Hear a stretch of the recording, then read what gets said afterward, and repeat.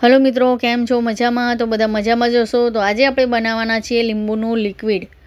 આ લિક્વિડથી તમે વાસણ ઘસી શકો છો, લુગડા ધોઈ શકો છો, તમે પિત્તળના વાસણ પણ ઘસી શકો છો, વોશ બેસિન ધોઈ શકો છો. તમે આને પોતામાં એડ કરીને તમે પોતું પણ કરી શકો છો. તેવું લિક્વિડ આ બનીને તૈયાર થાય છે. તો લિક્વિડ બનાવવા માટે જુઓ, મેં અહીંયા લીંબુ લીધા છે.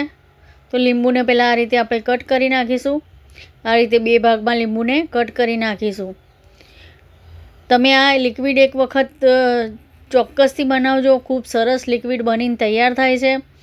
અને આ લિક્વિડ તમે બનાવશો ને તો તમે આટલા લીંબુનું લિક્વિડ તમે 6 મહિના સુધી ચલાવી શકશો.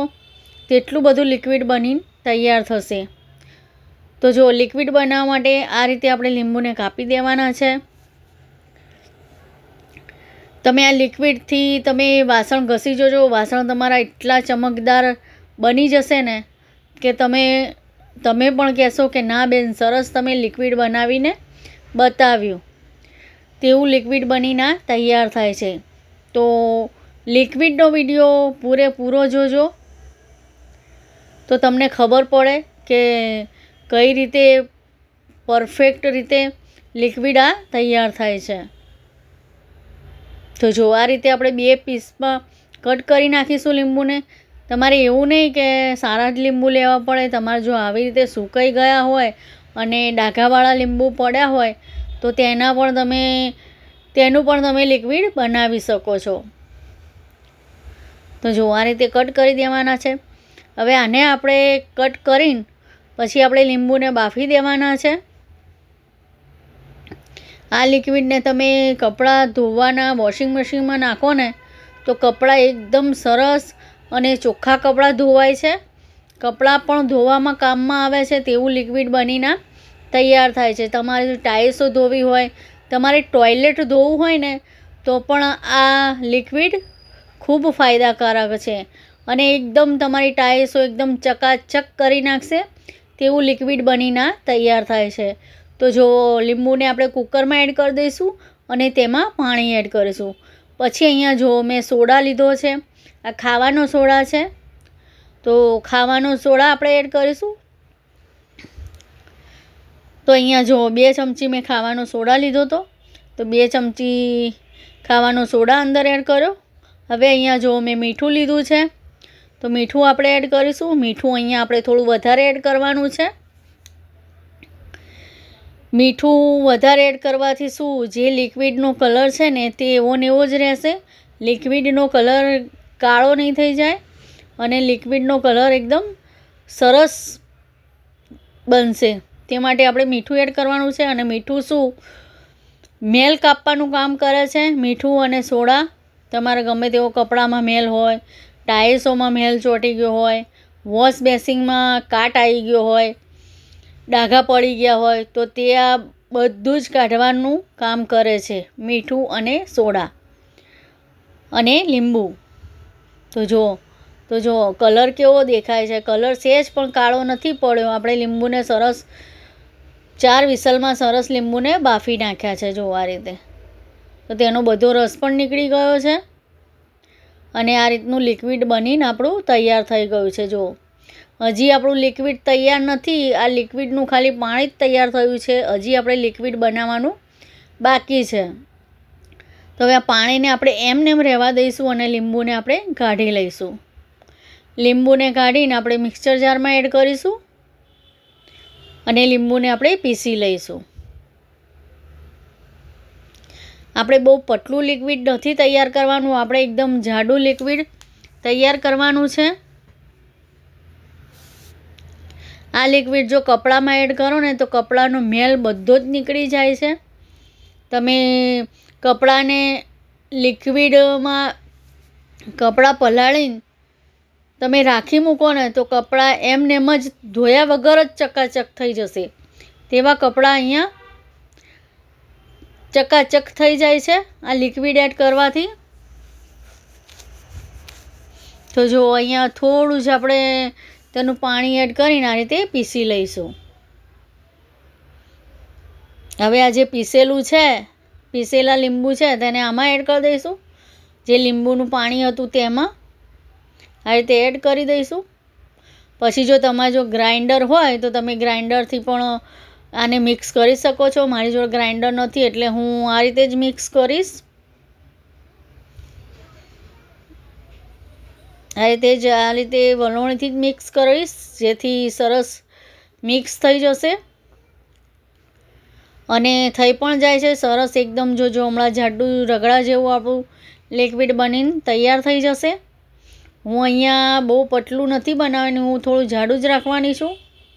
આનાથી જો તમે ટોયલેટ સાફ કરો ને તો પણ એકદમ ટોયલેટ ચકાચક થઈ જશે અને ટાઇલ્સો પણ તમે આનાથી સાફ કરી શકો છો.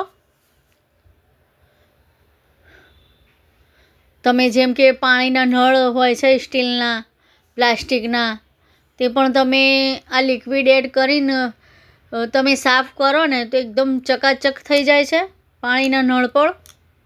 તેવું લિક્વિડ બનીને તૈયાર થાય છે. પછી વોશ બેસિન પણ તમે આ એડ કરીને તમે સાફ કરો ને તો તેના બધા ડાઘા કે કાટ આવેલો કે ખરાબ પાણીની સ્મેલ એ બધું જ આ લિક્વિડથી જતું રહે છે. તો જો અહીંયા મેં થોડું પાણી એડ કર્યું અને આ રીતનું લિક્વિડને તૈયાર કર્યું. જો હવે આને આપણે ગાળી લઈશું. તમે આ લિક્વિડ ચોક્કસથી બનાવજો, ખૂબ સરસ લિક્વિડ તૈયાર થાય છે. આપણે વાસણ ઘસવા માટે માટીની પણ જરૂર નથી પડતી.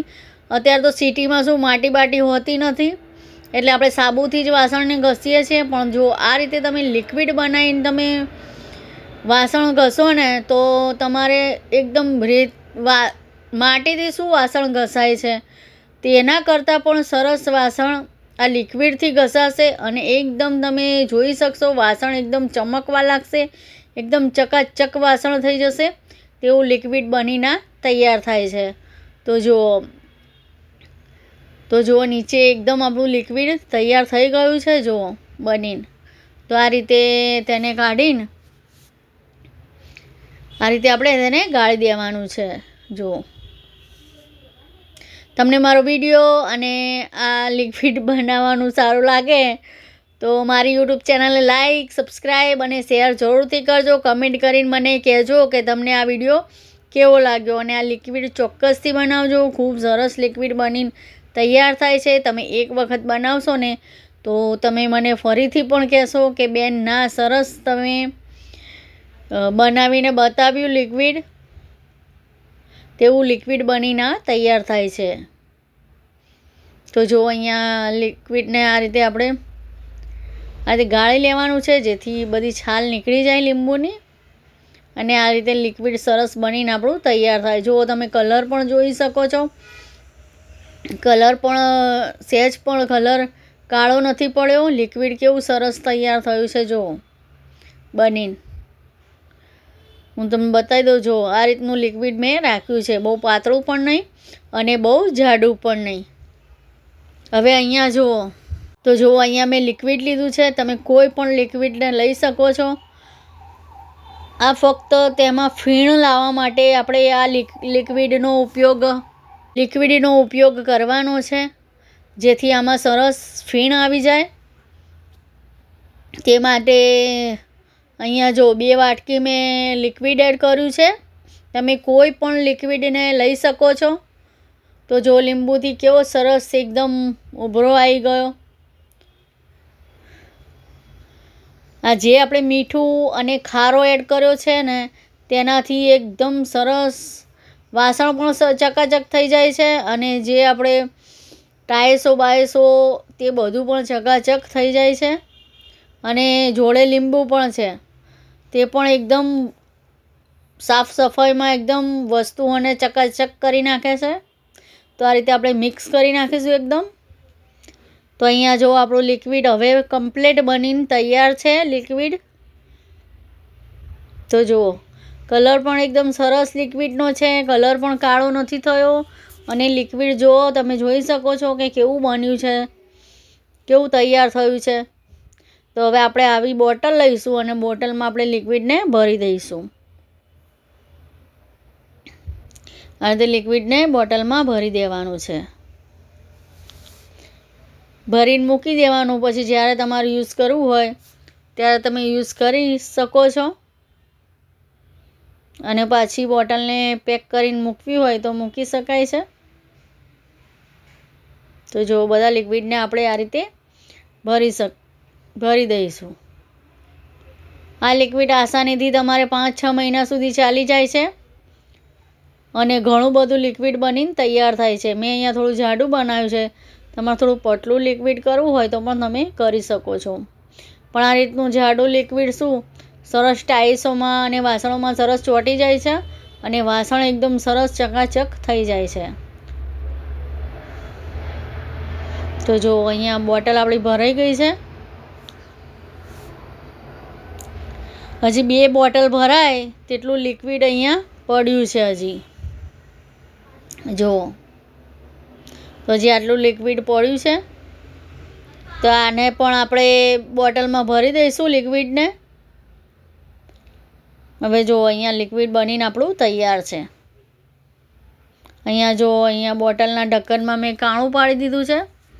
એટલે જ્યારે પણ આપણે વાસણ ધોવા હોય કે વોશ બેસિન ધોવું હોય, ટોયલેટ ધોવું હોય તો આપણે તેને એડ કરીને ધોઈ શકીએ છીએ. લિક્વિડને એડ કરી. તો જો હું તમને વોશ બેસિન ધોઈને બતાવું. જો કેટલું કાળું છે અને અંદર ડાઘા થઈ ગયા છે. હવે આપણે તેમાં લિક્વિડ એડ કરી દઈશું અને હું તમને ધોઈને બતાવીશ કે કેવું ચકાચક થઈ જાય છે. પછી એકદમ ચમકવા લાગશે, તમે જોઈ શકશો.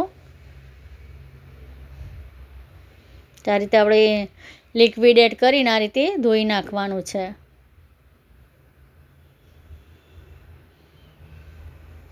વિડીયો સારો લાગે તો સબસ્ક્રાઈબ જરૂરથી કરજો. મારી રિક્વેસ્ટ છે કે સબસ્ક્રાઈબ જરૂરથી કરજો. અને લાઇક કરવાનું તો તમે ભૂલી જ જાઓ છો, તો લાઇક પણ જરૂરથી કરજો. અને આ લિક્વિડ ચોક્કસથી બનાવજો. ખૂબ સરસ લિક્વિડ આપણે ઘરે બનાવીને અહીંયા તૈયાર કરી દઈએ છીએ. તો જુઓ કેવું ચમકે છે. જુઓ, એકદમ તમારું વોશ બેસિન ચમકવા લાગશે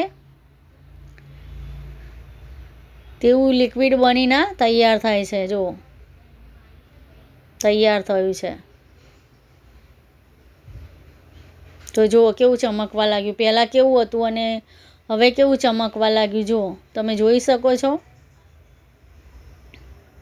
તો જુઓ, અને વાસણ પણ તમે જોઈ શકશો. વાસણ પણ એકદમ ચકાચક થઈ જાય છે. હવે આને આપણે આ રીતે સાફ કરી દઈશું. તો જુઓ, તમે જ જોઈ શકો છો કે પહેલાં કેવું હતું અને અત્યારે કેટલું સાફ થઈ ગયું છે. જુઓ, એકદમ.